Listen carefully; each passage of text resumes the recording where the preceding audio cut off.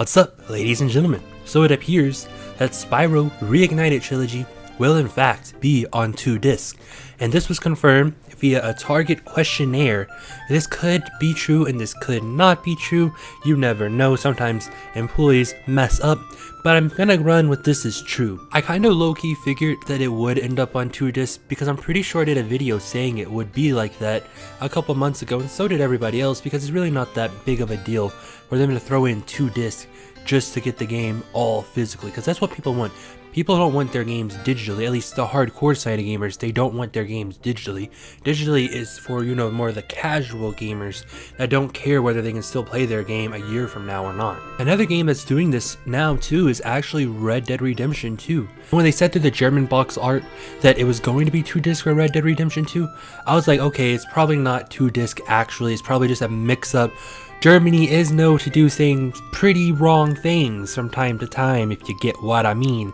But anyways, it did come out too today from a person who got a review copy of Red Dead Redemption 2 that it is in fact 2 discs. And that's actually kind of crazy. It looks like one disc is the data disc and the other disc is the playtime disc. So that's kind of a weird way that they ran out with that.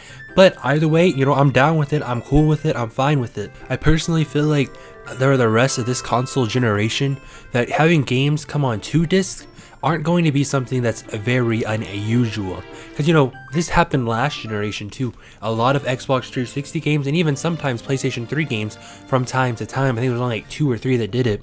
But on Xbox 360 there was a ton of games that did it. So many games came with multiple discs because of the game being just so big, it just couldn't fit on one thing. And now we're moving into that section of the world again. So I do feel like next generation, it is definitely going to be time to go to 100GB Blu-ray disc. And if we don't go to 100GB Blu-ray disc, we're gonna have to go to like 100GB SSD cards, which that would actually be preferable. Either way, we're not going digital only just yet. These games are way too big for that. If we were to go digital only with today's prices and today's standards, you would have to have a PlayStation 5 be 10 terabytes, and that would probably cost $1,500. Nobody would buy it. They're not gonna make that mistake. They're just gonna do 100GB disc most likely, and then, you know, same thing as always, at the end of console generation they'll probably start using 200GB disc, and then from there who knows what's the next step.